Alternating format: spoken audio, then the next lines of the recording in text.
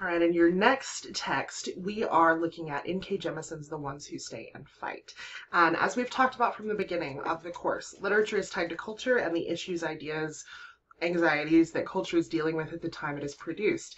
And an interesting, I think this is a great story to sort of cap things off with because this story was published in 2020. This is a story that is dealing with our culture and the issues, ideas, and concerns that people have in present day.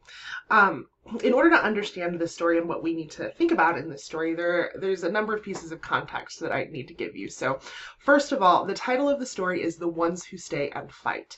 And this story is a good example of intertextuality, which if you'll remember is a characteristic of postmodernism. And intertextuality is the idea that stories are sort of in conversation with each other. So this story is in conversation with a previously published, very famous science fiction story by Ursula K. Le Guin, which is called The Ones Who Walk Away from Omelas. Now, this story is about a utopian society where everything is wonderful, everything is perfect, everybody is happy, everybody's full of joy. But the caveat to this utopian society is that in order for this perfect society to exist, a child has to be tortured. So everybody in this society sort of accepts that, they have to sacrifice one for the bliss and serenity of the rest. And that's what the story deals with. Now, I haven't assigned this as reading, but I am going to include a sort of video essay trailer about The Ones Who Walk Away from Omelas that I think is really helpful to understand what NK Jemisin is doing in her story. Now, that story is called The Ones Who Walk Away, and what it deals with is people who walk away from this perfect society because of, their ethical conflicts with what's happening to the child, and they walk away without knowing what's out there, without knowing about what's going on beyond the borders of their world. And NK Jemisin's story, rather than The Ones Who Walk Away, is called The Ones Who Stay and Fight. And in this story, you will see a lot of references that are indirectly intertextual with The Ones Who Walk Away from Omelas. A lot of the style characteristics are similar. As well, the story takes place in a utopian society called Umhalat, which sounds a lot like Omelas.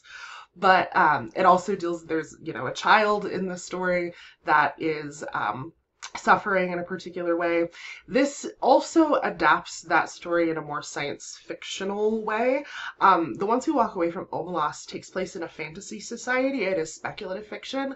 However, NK Jemisin does incorporate some more sort of scientific or technological markers to this story, and she changes it. I mean, it's not the same story, but it's definitely in conversation with that story. I'll also include a link if you want to read The Ones Who Walk Away from Omelas. It's like 5 pages long. And I think it's helpful to, get the best sense of the conversation between the two. But what she has done, what NK Jemisin has done with this story, is essentially take the message of Omelas and adapt it for the issues, ideas, and culture of today. And I want you to be thinking about what sort of issues and ideas she's thinking about and what parts of our own world she might have in mind in the fictionalized speculative version of the world that she writes about in The Ones Who Stay and Fight. This is also a good example of metafiction, of talking about storytelling. You'll notice that in this story, the narrator is sort of trying to convince the reader of what they're hearing, of what this world is, and talking about can you believe me? And that is an example of metafiction, and which is very much a postmodern style.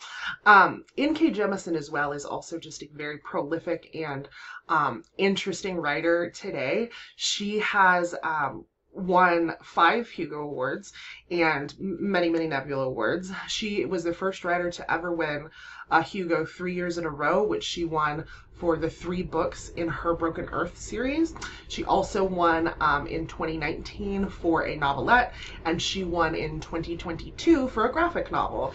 She's been nominated, and then she was nominated again for the series that she's publishing right now, which begins with The City We Became, and the second book in that series, The World We Make, I would hedge my bets is probably going to be on the short list for the Hugo in 2023. So She is very, very celebrated as a science fiction writer. She also won a MacArthur Genius Grant, like Octavia Butler did. So in a lot of ways, these authors are in conversation with each other, but they're also in conversation with the larger idea of speculative fiction, the voices within the speculative fiction movement, and N.K. Jemisin in particular is in conversation with a lot of techniques and characteristics that we've talked about, as far as the iceberg theory, as far as world building, as far as the idea of culture and cultural anxieties existing in a story.